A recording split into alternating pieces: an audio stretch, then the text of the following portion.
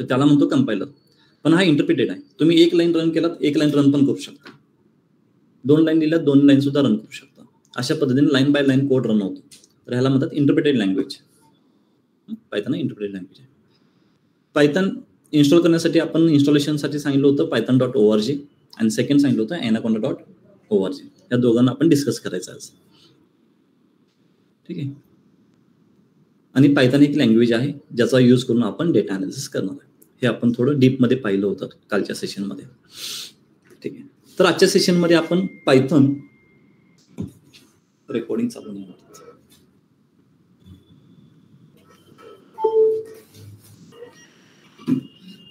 Screen share नाही केलेलं मी. Weight, मी screen share करेन. तर आजच्या सेशनमध्ये आपण पायथन आणि ॲनाकोंडा पहिला डिस्कस करूया. त्यानंतर एक बेसिक कोड पायथनमध्ये कसा लिहिला जातो आणि कुठे लिहिला जातो ह्याच्याबद्दल इन्फॉर्मेशन घेऊया. जास्त डीपमध्ये जाण्याची गरज नाही आजच्या दिवशी, कारण की तुम्हाला खूप हेक्टिक नको. जे बॅकग्राऊंडवाले आहेत त्यांना काही प्रॉब्लेम नाही. जे नॉन टेक्निकल बॅकग्राऊंड आहे त्यांना थोडं कन्फ्युजन होण्याची शक्यता आहे. सो सर्वांनी पायथन आणि ॲनाकोंडा इन्स्टॉल केलेला असेल मी कन्सिडर करतो. आता दोघांचा यूज काय बघा. एक मिनिट मी स्क्रीन शेअर करतो. एक मिनिट थांबा, आधी मी ओपन करून घेतो. सर लेक्चर युट्यूबला अपलोड करा ना, कारण ते काल डाउनलोड करते वेळेस थोडं प्रॉब्लेम येत होता. कसं करायचं काही समजतच नव्हतं. नंतर डाउनलोड युट्यूबला अपलोड करणे हा पार्ट माझ्याकडे नाही आहे. ठीक आहे. तुम्ही टीमशी संपर्क करा. ओके, ते अपलोड करतील टाइम टू टाइम.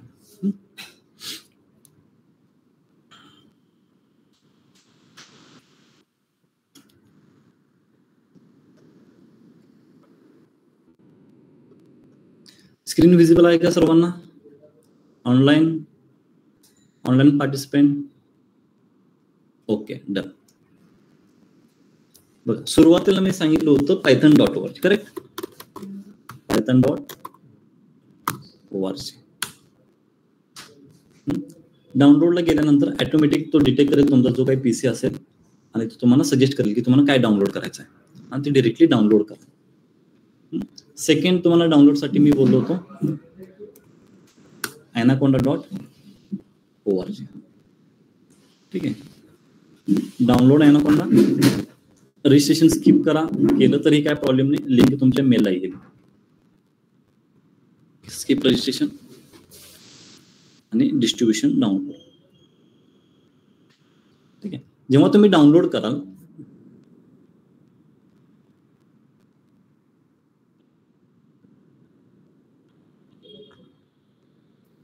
तर तुम्हाला अशा पद्धतीने एक स्क्रीन येईल.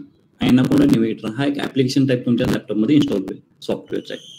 त्याला तुम्ही सिम्पली ओपन करा. ओपन होण्यासाठी थोडा टाइम घेईल. ठीक आहे. ओपन होण्यासाठी थोडा टाइम घेईल. वेट करा, कारण डिस्ट्रीब्युशन तो खूप मोठा आहे. थोडा टाइम घेईल ओपन होण्यासाठी.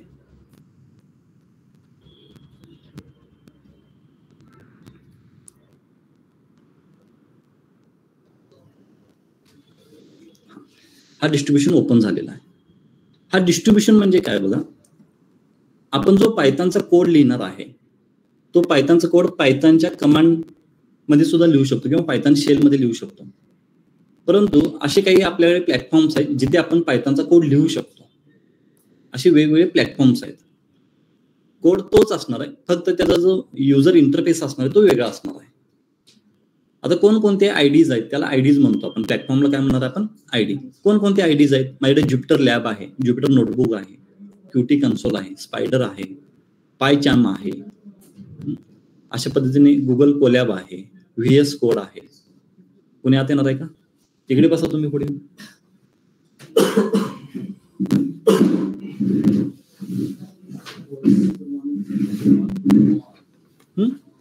व्हीएस कोड आहे. तर हे काय तुमचे प्लॅटफॉर्म्स आहेत जिथे आपण पायथनचा कोड लिहू शकतो. आता या प्लॅटफॉर्मचा बेनिफिट काय? प्रत्येक प्लॅटफॉर्म काही ना काही बेनिफिट्स आपल्याला प्रोव्हाइड करतो, फॅसिलिटी प्रोव्हाइड करतो. जर तुम्ही पायथनच्या कमांड बॉक्समध्ये कमांड प्रॉम्प्टवर जर कोड लिहिण्याचा प्रयत्न केला तर तिथे तुम्ही एडिट नाही करू शकत किंवा बॅकला जाऊन नाही शकत, तिथे हेडिंग नाही देऊ शकत. पण त्याच प्लेसला जर तुम्ही ज्युपिटर नोटबुक वापरण्याचा प्रयत्न केला तर तिथे तुम्हाला खूप फॅसिलिटी प्रोव्हाइड केलेली ज्युपिटर नोटबुकने. तिथे तुम्ही हेडिंग, कमेंट, ज्या पद्धतीने तुम्ही नोटबुक लिहिता, कॉलेजमध्ये, स्कूलमध्ये नोटबुक लिहिता, हेडिंग, सब हेडिंग, कमेंट्स, अशा पद्धतीने तिथे सुद्धा तुम्ही काय करू शकता, एक नोटबुक क्रिएट करू शकता, जेणेकरून तुम्ही नंतर त्याचा यूज करण्यासाठी ओपन केलात तर तुम्हाला समजता येईल की तुम्ही काय केलेलं आहे त्याच्यामध्ये. ठीक आहे. मग फॅसिलिटी प्रोव्हाइड केलेल्या आहेत म्हणून आपण काय करतो, वेगवेगळे प्लॅटफॉर्म वापरतो. बिगिनर लेवलला आपण वापरणार आहे ज्युपिटर नोटबुक. सगळ्यात इझी आहे आणि एकदम बेस्ट आहे, युजर फ्रेंडली आहे, सर्वांना समजेल ज्युपिटर नोटबुक आहे. कोड तोच असणार आहे. सपोज मला 2+2 करायचा आहे तर कोड तोच असणार आहे, फक्त वेगवेगळ्या प्लॅटफॉर्मवर तुम्ही रन करणार आहे. प्रत्येकाचा युजर इंटरफेस वेगळा असणार आहे. जर कोणाला आर प्रोग्रामिंग माहित असेल, आर स्टुडिओ, त्यांना जर त्याची सवय असेल आर स्टुडिओची, त्या युजर इंटरफेसची, तशा पद्धतीने स्पायडर आहे. स्पायडर आणि आर स्टुडिओ ह्या दोघांचा युजर UI काय आहे, सेम आहे. म्हणजे कोड कुठे असतात, त्याचा कन्सोल कुठे असतो, डेटा कुठे येतो, हे तुम्हाला परत अंडरस्टँड करून घ्यायची गरज नाही. कोड पायथॉनचे असणार आहे, परंतु जो UI असणार आहे तो आर प्रोग्राम सारखा असणार आहे. तर ह्याच पद्धतीने असे भरपूर डिस्ट्रीब्युशनमध्ये भरपूर आयडीज आहेत, म्हणून आपण डिरेक्टली डिस्ट्रीब्युशन इन्स्टॉल केलेलं आहे. ह्यातील कोणताही आयडी तुम्ही डिरेक्टली वापरू शकता. सिंगल ज्युपिटर नोटबुक सुद्धा इन्स्टॉल होतो, सिंगल स्पायडर सुद्धा इन्स्टॉल होतो, परंतु मी डिरेक्टली डिस्ट्रीब्युशनच इन्स्टॉल केलेलं आहे, जेणेकरून तुम्ही सगळे आयडी वापरू शकता. डिस्ट्रीब्युशन म्हणजे समजलेलं आहे का, जिथे आपण पायथॉनचा कोड रन करणार आहे. जो आयडी तुम्हाला वापरायचा आहे डिरेक्टली त्याला काय करायचं, तुम्हाला लॉन्च करायचा आहे. आता आपण वापरणार कोणता आहे, आयडी कोणता वापरणार आहे, ज्युपिटर नोटबुक.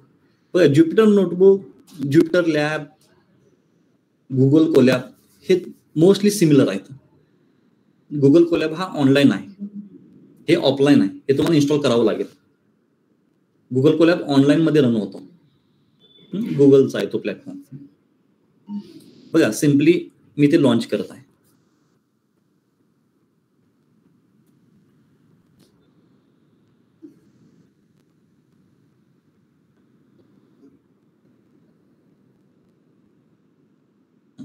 हा त्याचा होम पेज आहे,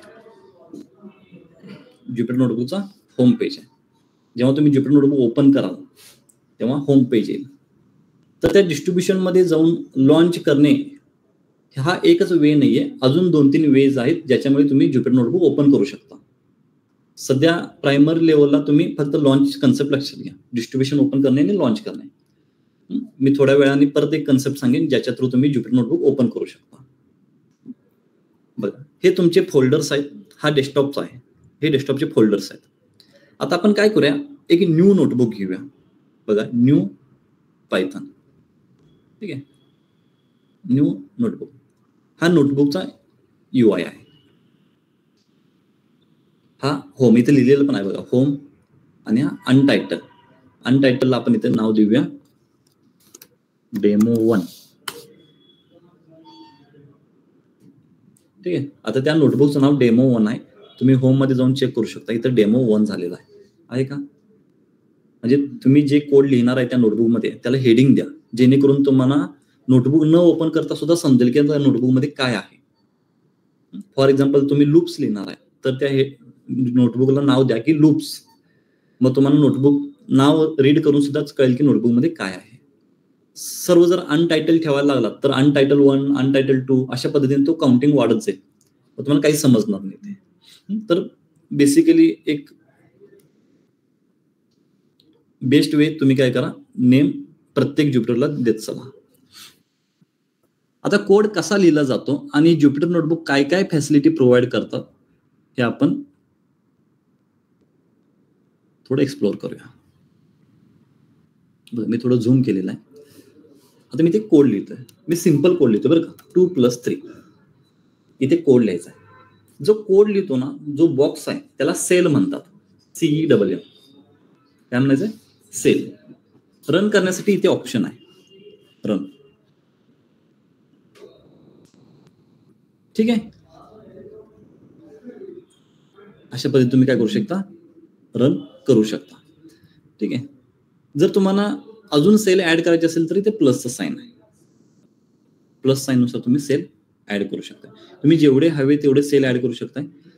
कोड सिक्वेन्सनेच लिहायला पाहिजे असं काहीही नाहीये. तुम्ही कोड कसाही लिहू शकता, कुठेही लिहू शकता, फक्त तुम्हाला सेलमध्ये लिहायचं. कोड आपण पाहणार आहे नंतर, परंतु फक्त आता बेसिकली ज्युपिटर नोटबुक कसा वापरायचा ह्याच्यासाठी मी एक सिंपल कोड घेत आहे जो अर्थमेटिक ऑपरेशन मध्ये येतो. ठीक आहे.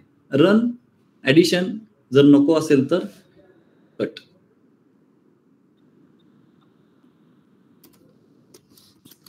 सपोज हा 5+5 आहे, हा मला टॉपला हवा आहे, तर इथे तुम्हाला अरेंजमेंटसाठी इथं ऑप्शन दिलेला आहे, तर तुम्ही अपला नेऊ शकता त्याला.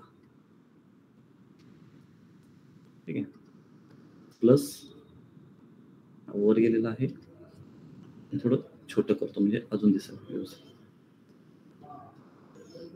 अशा पद्धतीने तुम्ही सिक्वेन्स अरेंज करू शकता. जर तुम्हाला अरेंजमेंट करायची असेल तर डाऊन आणू शकता. इथे प्लस नवीन सेल अप डाऊन ऍड करू शकता, आणि नको असेल तर डिलीट पण करू शकता. इथे शॉर्टकट दिलेला आहे आणि इथे पण आहे. ठीक आहे. हा झाला कोड रनचा शॉर्टकट. शिफ्ट इंटर आणि कंट्रोल इंटर दोन ऑप्शन आहेत. जो रन आहे शिफ्ट आणि इंटर. आता सपोज मी इथे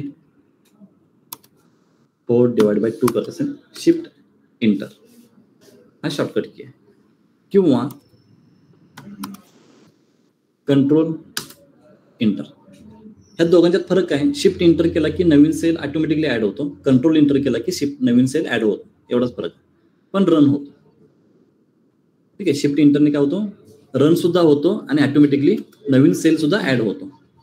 आणि कंट्रोल इंटरने काय होतो, फक्त रन होतो.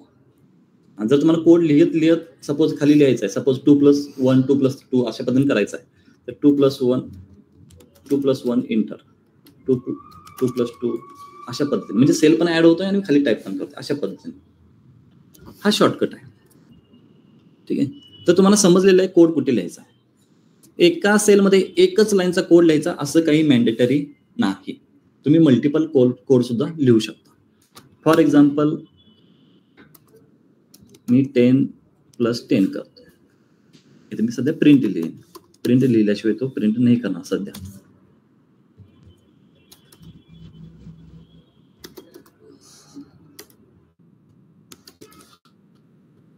एका कोडमध्ये तुम्ही कितीही लाईनचा कोड लिहू शकता. एका सेलमध्ये एकच लाईन लिहायची अशी काही कंपल्शन नाही. ठीक आहे. सपोज तुम्हाला आता जसं नोटबुकमध्ये तुम्ही हेडिंग देता प्रत्येक गोष्टीला, तशा पद्धतीने हेडिंग हवा असेल तर इथे बघा ऑप्शन आहे कोड. कोड म्हणजे तिथे फक्त कोडच रन होईल. त्याच्यामध्ये अजून दोन ऑप्शन आहेत, एक मार्कडाऊन आणि रॉ. ठीक आहे. जर तुम्ही मार्कडाऊन करत असेल आणि इथे लिहिलात की सपोज बेसिक कोड आणि ह्याला मी रन करतोय. ठीक आहे. हा तुमचा फक्त एक टेक्स्ट झाला, तो कोड म्हणून कन्सिडर होणार नाही. तो एक टेक्स्ट आहे जो तुमच्या अंडरस्टँडिंगसाठी तुम्ही दिलेला आहे. हॅश देऊन तुम्ही त्याला टायटल करू शकता. अजून हॅश दिला की त्याची साईज कमी कमी होत जाईल. जेवढे तुम्ही हॅश द्याल तेवढी त्याची साईज काय होईल, छोटी छोटी होत जाईल. ठीक आहे. म्हणजे बेसिकली हेडिंग, सब हेडिंग, कमेंट आणि तुमचे कोड्स. मी तुम्हाला आता एक नोटबुक ओपन करून दाखवतो. ठीक आहे. ह्याच्यामध्ये नाही आहे. मी नोटबुक ओपन केल्यानंतर समजेल की मी कशा पद्धतीने मी हेडिंग वगैरे लिहिलेले आहेत. तर इथे कोड आहे आणि हे जो रॉ आहे, रॉ म्हणजे काय, कोडचाच असणार आहे, फक्त तो कोड कन्सिडर नाही होणार. म्हणजेच काय, तुमची जी अलाइनमेंट असणार आहे, जसं की इंडेंटेशन एरर, मी एक कोड लिहून दाखवतो जो कोड आपण नंतर पाहणार आहे.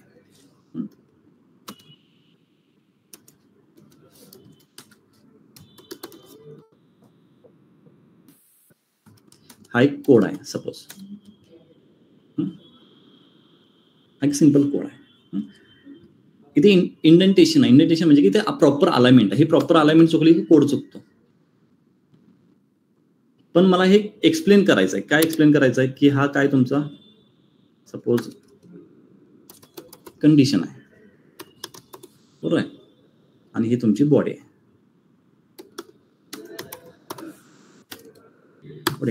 हा जर मी रन केला की तो एरर येईल, कारण की तो काही कोड नाही आहे ऍक्च्युली. तर त्यासाठी मला काय करावं लागेल, हेच अलाइनमेंट ठेवायचं आहे. तर तुम्ही रॉ मध्ये कन्वर्ट करा तो आहे तसा स्टेबल राहील.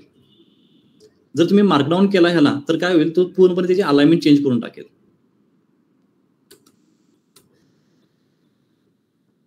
म्हणजे तुम्हाला कुठलाही कोड स्पेसिफिक एक रॉ म्हणजे काय कोडच आहे, तर तो रॉ मध्ये कन्वर्ट होणार, तो कोड म्हणून रन होणार नाही. त्याची जी अलाइनमेंट आहे ती प्रॉपर अलाइनमेंट तुम्ही शो करू शकता. त्यासाठी तुम्हाला काय वापरावं लागेल, ते रॉ. कोड केला तर एरर ऑब्व्हियसली येणार आहे, कारण की त्याला काही मिनिंगच नाही कोडला. तर अशा पद्धतीने 3 ऑप्शन दिलेले आहेत, मार्कडाऊन, रॉ आणि कोड. हे जसं जसं तुम्ही यूज कराल तशा पद्धतीने तुम्हाला हे समजत जाणार आहे, तुम्ही एक्सपर्ट होणार आहे. आता सध्या तरी तुम्हाला काय समजणार नाहीये. अजून एक, हे सर्व गोष्टी झाल्या. हे कॉपी पेस्ट आहे, तुम्ही कॉपी पेस्ट करू शकता सेलला, डायरेक्टली सेलला कॉपी आणि पेस्ट करू शकता, काही प्रॉब्लेम नाही. इथे हे बेसिक फंक्शनॅलिटी आहे जे तुम्हाला मोस्टली माहित आहेत सर्वांना, कॉपी पेस्ट वगैरे. आणि इथे एक ऑप्शन आहे स्टॉपचा. आता हा स्टॉप कधी यूज करायचा बघा. आता मी जाणून बुजून एक कोड लिहित आहे, जो कोड कधीही स्टॉप नाही होणार.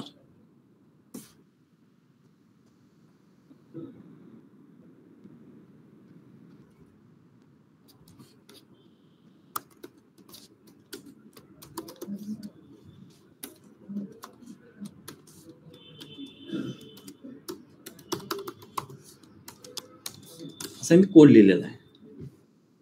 आता हा जो कोड आहे तो कधी स्टॉप नाही होणार, कारण की तसा कोड लिहिलेला आहे मी. तो कसा आहे कोड मी नंतर सांगेन, पण तुम्हाला मी फंक्शनॅलिटी सांगतोय. हा जो स्टार आहे, स्टारचा अर्थ की तुमचा कोड रनिंग मध्ये आहे.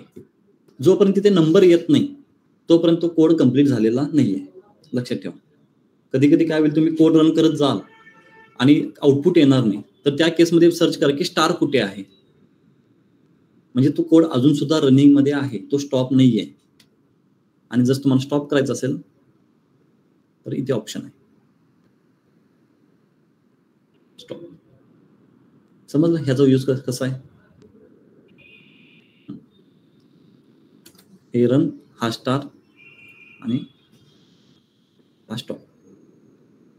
बघा, मी हा कोड रन करताना 2+3 करताना लगेच नंबर येतो, म्हणजे तो लगेच रन झालेला आहे, स्टार नाही तिथे.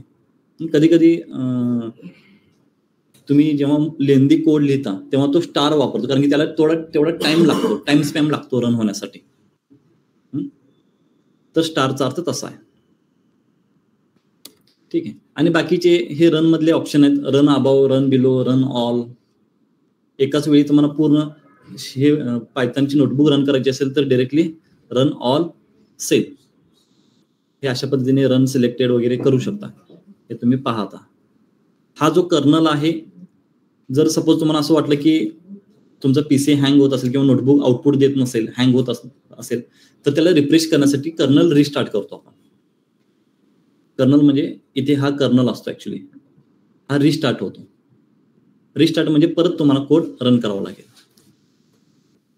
कर्नल रिस्टार्ट, इथे कर्नल अननोन येईल, आता रिस्टार्ट झालेला आहे. म्हणजे एक रिफ्रेश टाईप असं कन्सिडर करू शकता तुम्ही, कर्नल रिस्टार्ट. जर कधी हँग झाला, आता सपोज इथे स्टार आला, तर तुम्ही डायरेक्टली कर्नल रिस्टार्ट पण करू शकता.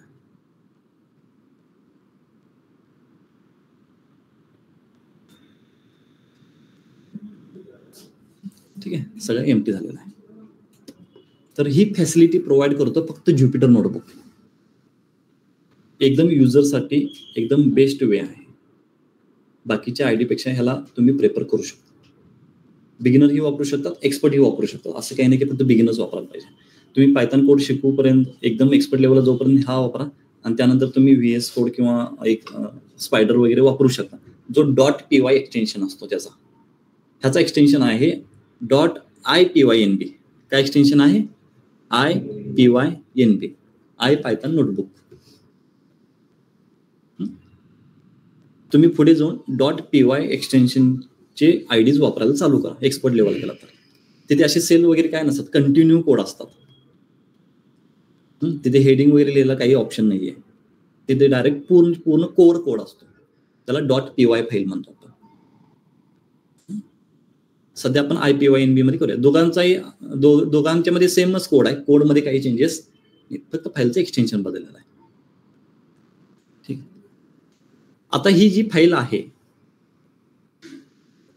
आहे, जर तुम्हाला कोणाला शेअर करायची असेल तर तुम्हाला ह्या प्लेसला जावं लागेल तुमच्या लोकल डिस्कमध्ये आणि तिथून शेअर करावे लागेल. आता माझ्याकडे काही फाईल्स आहेत. आता फॉर एक्झाम्पल माझ्याकडे काही फाईल्स आहेत, मी तुम्हाला फाईल दाखवतो. सपोज इथं माझं एक फाईल आहे IPYNB. मी डायरेक्ट इथून ओपन करू शकतो का? Obviously not. हे एक्सटेन्शन मला त्याच ज्युपिटर नोटबुकच्या एक्सटेन्शनमध्ये ओपन करावं लागेल. जसं की एक्सेल फाईल एक्सेलमध्येच ओपन होतो, पॉवर बीआयची फाईल पॉवर बीआय मध्येच ओपन होते, डॉक फाईल वर्ड फाईलमध्येच ओपन होते. प्रत्येक एक्सटेन्शन फाईल त्या सॉफ्टवेअरमध्येच ओपन होत असते. तशा पद्धतीने IPYNB सुद्धा फक्त ज्युपिटर नोटबुकमध्येच ओपन होईल, किंवा IPYNB जोच ID सपोर्ट करतो, जसं की गुगल कोलॅब, तोच ओपन करू शकतो ह्याला. तुम्ही डिरेक्टली ह्याच्यावर डबल क्लिक केला की ओपन होणार नाही. काही जणांची भरपूर बिगिनरवाल्यांची क्वेरी येतात की सर हा माझा ओपनच होत नाही. इथून ओपनच नाही करायचं आपल्याला. तुम्हाला ज्युपिटरमध्ये नोटबुकमध्ये जाऊन तिथून तो ऍक्सेस करावा लागेल. ठीक आहे. आता सेकंड वे सांगतो ज्याचा यूज करून तुम्ही ज्युपिटर नोटबुक ओपन करू शकता. सेकंड वे बघा, आता जर तुम्ही पाहत असाल तर हा जो होम पेज आहे हा डेस्कटॉपचा होम पेज आहे. हा कोणताही लोकल डिस्क ABCD तुमचे जे डिस्क असतात कोणालाही ऍक्सेस करत नाही. इथून तुम्ही डिरेक्टली ऍक्सेस करू शकत नाही. मग भरपूर जण काय करतात, सगळे कॉपी करून डेस्कटॉपवर आणून ठेवतात, कारण की इझिली ऍक्सेसेबल आहे म्हणून. कारण की त्यांना माहित नाहीये की तिथे कशा पद्धतीने आपण रीच होऊ शकतो. मग तुमचा C ड्राईव्ह फुल होऊन जातो त्या केसमध्ये. तर अशा पद्धतीने ओपन नाही करायचं. तुम्हाला जो फोल्डर आहे फक्त त्या फोल्डरमध्येच ओपन करू शकतो आपण. फॉर एक्झाम्पल हा माझा एक फोल्डर आहे, सपोज हा पायथन नावाचा फोल्डर आहे. मला ह्या फक्त पायथन फोल्डरसाठीच मला ज्युपिटर नोटबुक ओपन करायचे. काय करा, डबल क्लिक करा, ओके, आणि कमांड प्रॉम्प्ट ओपन करा. न्यू कमांड ओपन केल्यानंतर सिम्पली ज्युपिटर नोटबुक टाईप करायचं. काय करायचं? Jupiter notebook. राईट क्लिक केल्यानंतर कमांड प्रॉम्प्ट येतो किंवा टर्मिनल असा ऑप्शन येतो. तिथे गेल्यानंतर टाईप करा ज्युपिटर नोटबुक. हे कधी जेव्हा तुम्ही ॲनाकोंडा इन्स्टॉल केलं असेल तर, अदरवाईज नाही. Jupiter notebook. तर ज्युपिटर नोटबुक काय करेल, फक्त त्या स्पेसिफिक फोल्डरसाठी तुमचा नोटबुक ओपन होईल. म्हणजे तो फोल्डर म्हणजे तुमचा होम पेज.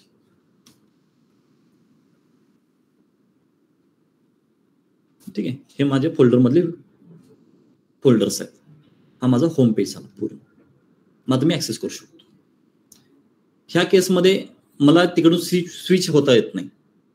लोकलचे तुमचे हे असतं ना, काय लोकल डिस्क म्हणतो ना आपण, हा लोकल डिस्कमध्ये स्विच होता येत नाही, कारण की हा डेस्कटॉपला ह्याचा पाथ डेस्कटॉपचा असतो. तर त्यासाठी तुम्ही काय करा, प्रत्येक जो काही फोल्डर आहे त्या फोल्डरमध्ये राईट क्लिक करून टर्मिनलमध्ये जाऊन ज्युपिटर नोटबुक ओपन करा.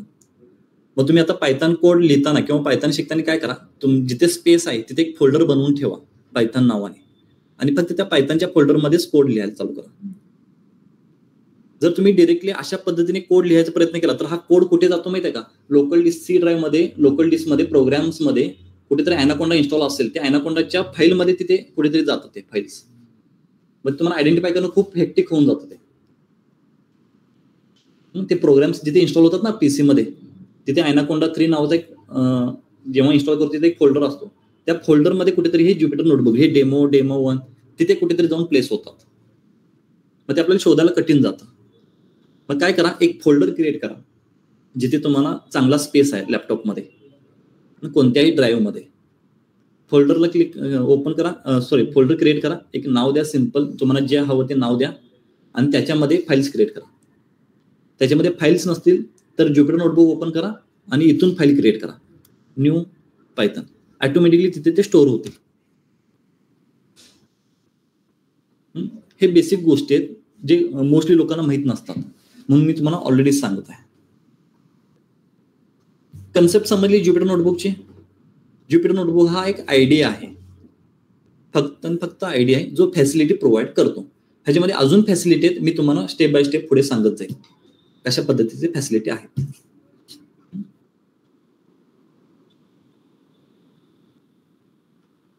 आपण आपण अनटायटल घेतला होता ना.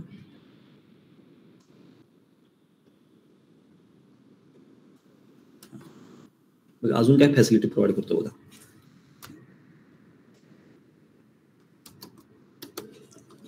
जे बाय डिफॉल्ट फंक्शन आहेत पायथॉनचे त्याला ज्युपिटर नोटबुक ग्रीन कलर मध्ये शो करतो. जेव्हा जेव्हा ग्रीन कलर येईल तेव्हा समजा की ते पायथॉनचे बिल्ट इन फंक्शन आहेत जे ऑलरेडी पायथॉनने तयार केलेले फंक्शन आहेत.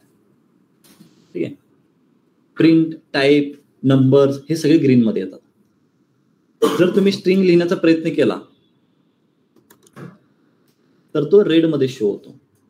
आता हे सगळे डेटा टाईप आपण पाहणार आहे स्टेप बाय स्टेप. तर तुम्हाला फॅसिलिटी सांगतो.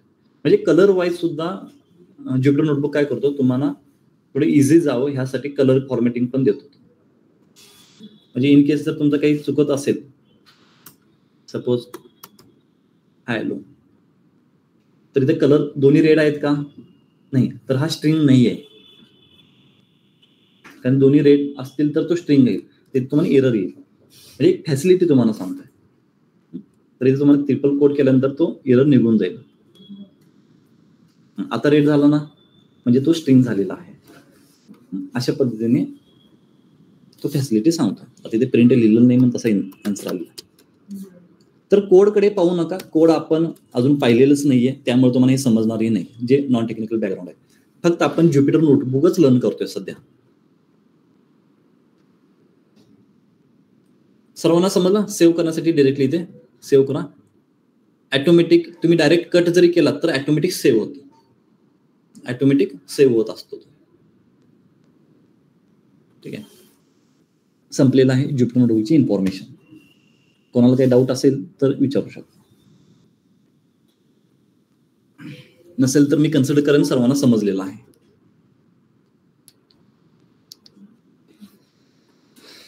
ठीक आहे. तर मी काही नोट्स क्रिएट केलेले आहेत. त्या नोट्स प्रमाणे आपण स्टेप बाय स्टेप पुढे जाऊया. ठीक आहे.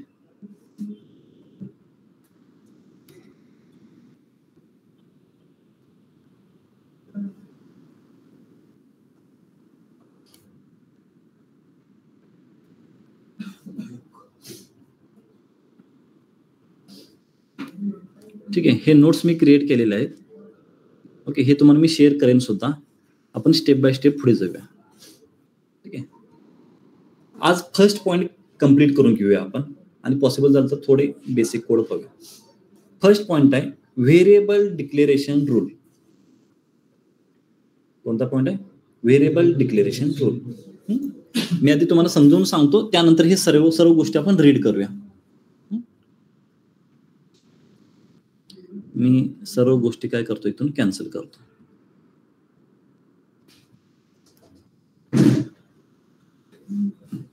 ठीक आहे. बघा a = 10. ह्याचा अर्थ काय आहे की 10 ही व्हॅल्यू मी a मध्ये स्टोअर केलेली आहे.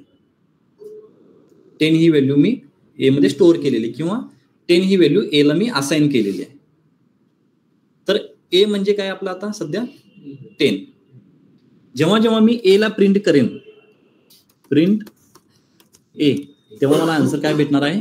10. कारण की aच म्हणजे आपला 10 आहे. सपोज b मध्ये मी -100 करत असेल तर b ची व्हॅल्यू काय असणार आहे? -100. कारण की 20 म्हणजे -100 आहे. कारण इक्वल टू साइन दिलेलं आहे आपण. तर मी डायरेक्टली इथे सुद्धा लिहू शकतो प्रिंट b. मग आपण जे व्हॅल्यू स्टोअर करतो, ज्याच्यामध्ये स्टोअर करतो त्याला व्हेरिएबल म्हणतो. जसं की a आपला व्हेरिएबल झाला, b आपला व्हेरिएबल झाला. हे व्हेरिएबल आहेत ज्याच्यामध्ये आपण काय करतो? व्हॅल्यू स्टोअर करतो. Single value, multiple value, string, भरपूर गोष्टी आपण व्हेरिएबल मध्ये स्टोअर करतो. आणि व्हेरिएबल खूप इम्पॉर्टंट आहेत. म्हणजे हे व्हेरिएबल आहेत a, b किंवा अजून तुम्ही डिफाईन कराल तर त्यासाठी काही रूल्स आहेत. तुम्ही त्याच फॉर्मॅटमध्ये व्हेरिएबल डिक्लेअर करू शकता. फॉर एक्झाम्पल, इंस्टाग्रामवर आयडी आहे. इंस्टाग्रामवर आयडी क्रिएट करण्यासाठी त्याचे रूल्स आहेत. तुम्ही स्पेस वापरू शकता का युजर नेम साठी? लिटल एंजल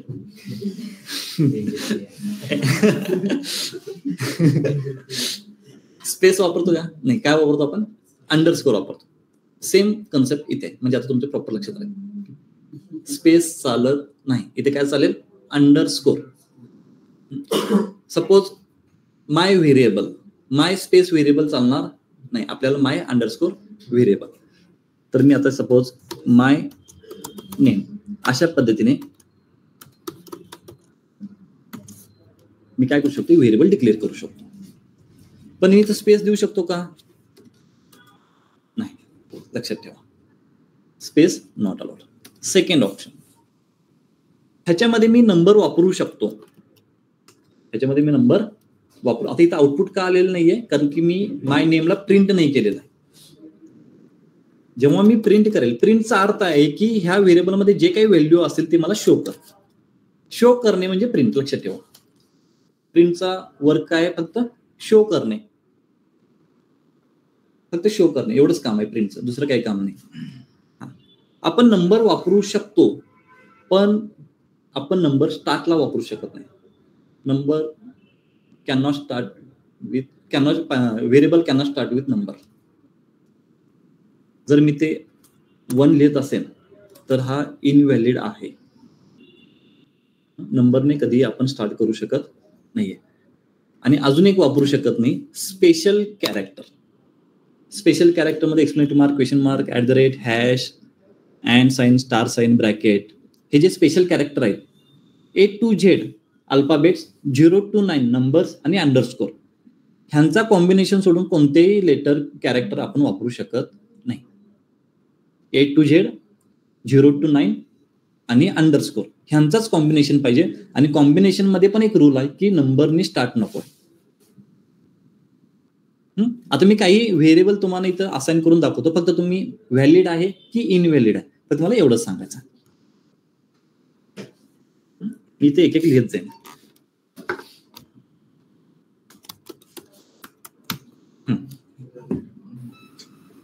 व्हॅलिड आहे की इनव्हॅलिड आहे? व्हॅलिड. ऑनलाईन पार्टिसिपेंट इनव्हॅलिड आहे. व्हॅलिड. मी फक्त काय सांगितलं, स्टार्ट कशाने नको आहे आपल्याला? नंबरने नको आहे. मी फक्त एकच वर्ड वापरलाय ना. मी असं अंडरस्कोर असं बोललो होतो का तुम्हाला? नाही, फक्त मी नंबर बोललो होतो. तरी ते नंबर आहे का स्टार्टला?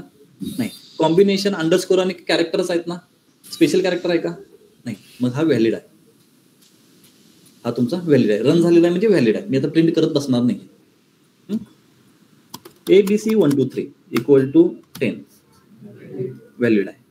1 2 3 ABC = 10 इनव्हॅलिड. इनव्हॅलिड आहे. इनव्हॅलिड. ठीक आहे. Underscore 1 2 3 valid. हा व्हॅलिड. हा ठीक आहे, व्हॅलिड आहे. इनव्हॅलिडचे रिझन काय? स्टार्टला आहे का? फक्त स्टार्टला नको आहे ना, एवढं लक्षात ठेवा. स्टार्टला नंबर नको आहे. कॉम्बिनेशन मध्ये नंबर्स असेल तर चालतील. हा व्हॅलिड आहे. इनव्हॅलिड. हा इनव्हॅलिड आहे.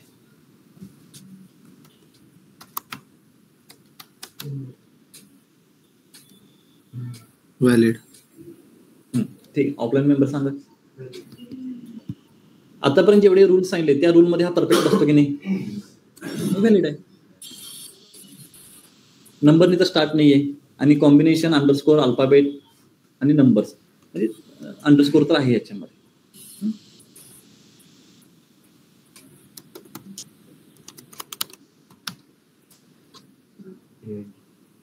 Reason correct.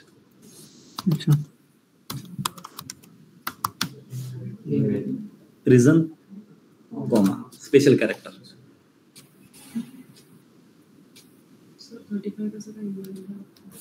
कुठे 35? हा का? @ स्पेशल कॅरेक्टर कुठेच चालत नाही. स्पेशल कॅरेक्टर कुठेही चालत नाही. ठीक आहे, लक्षात ठेवा. स्पेशल कॅरेक्टर मध्ये काय येतं? तुमच्या कीवर पाहिलं तर exclamation mark, @ hash, $, %, %, cap, @ etcetera, bracket, minus plus double quote question mark slash A to Z आणि 0 to 9 नंबर सोडून बाकीचे जे हे आहेत तुमच्यामध्ये काही चालत नाही. आणि अजून एक गोष्ट, Python is a case sensitive. Case sensitive म्हणजे बोथ आर डिफरंट. याचा आन्सर काय येणार आहे? प्रिंट एचा आन्सर 10 आणि प्रिंट कॅपिटल एचा आन्सर 20. हे लक्षात राहू द्या तुम्हाला. पायथन हा केस सेन्सिटिव्ह आहे.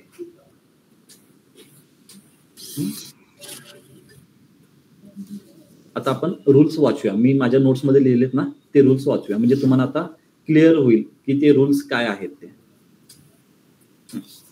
अ variable name must start with letter A to Z और अंडरस्कोर, म्हणजेच नंबरने स्टार्ट नको आहे असा अर्थ झाला त्याचा. Variable name can include letter, number and underscore. Correct. Cannot use special character. बरोबर आहे. रिझर्व्ह कीवर्ड्स म्हणजे जे ग्रीन कलर मध्ये येतात पायथनचे बिल्ट इन फंक्शन आहेत, प्रिंट, टाईप, फॉर, इफ, हे ऍज अ व्हेरिएबल म्हणून वापरायचे नाहीत. वापरू शकता पण पुढे जाऊन कुठेतरी प्रॉब्लेम येऊ शकतो. रन होतात, कधी कधी रन होतात, परंतु ते वापरायचे नाहीत. जे जे ग्रीन कलर मध्ये शो होतात त्यांना कधीही वापरायचं नाही, ते बिल्ट इन फंक्शन आहे. व्हेरिएबल नेम आर केस सेन्सिटिव्ह, म्हणजे पायथन केस सेन्सिटिव्हच आहे. ठीक आहे. हे रूल्स इथे दिलेले आहेत, हे तुम्ही रीड करू शकता. काही डाऊट आहे का व्हेरिएबल डिक्लेरेशन रूल मध्ये? Online, offline? सोपं आहे ना पायथन? सोपंच आहे, खूप सोपं आहे, इझी आहे. आता फक्त तुम्हाला प्रॅक्टिस करत करत लक्षात राहील या गोष्टी. तुम्ही असं जर पाठ केला तर ते नाही लक्षात राहणार. ते तुम्हाला प्रॅक्टिस करावं लागेल, एरर यावं लागेल. आता एरर सुद्धा बघायचं, सिंटॅक्स एरर आहे. आपण एरर पण पाहत जाऊया.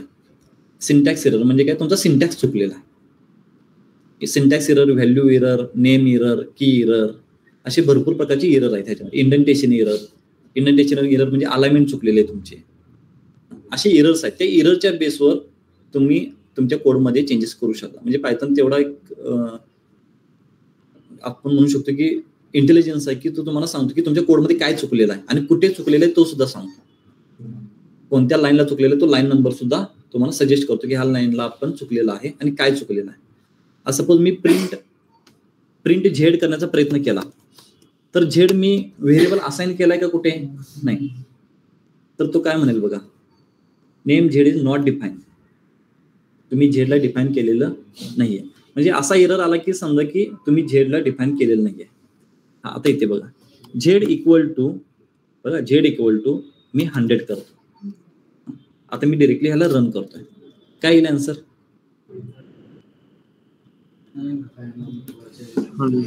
100. ठीक आहे. हे कधी होतं माहिती आहे? तुम्ही आता तुम्हाला पायथन येत असेल किंवा तुम्ही यूज केला असेल पायथन म्हणून तुम्हाला माहित आहे. आता बघा, हा 43 नंबर आहे. हा कोणता आहे? 41 नंबर आहे. 43 नंतर मी कोणता कोड रन केलाय का? नाही. म्हणजे मी रन केलेलं नाही, म्हणजे झेडला मी कोणती व्हॅल्यू असाइनच नाही केली अजून, फक्त लिहिलेलं आहे, मी टाईप केले. जोपर्यंत रन करत नाही तोपर्यंत तो असाइन कसा होणार? बरं, इथे मी फक्त टाईप केले ना, टाईप करून काही होत नाही, त्याला रन करणं गरजेचं आहे. मी आता परत झेड रन केला तर तो नॉट डिफाईनच म्हणेल. जेव्हा मी ह्याला रन करेन, आता असाइन झालेली व्हॅल्यू, आता तुमची व्हॅल्यू येईल 100. लक्षात ठेवा.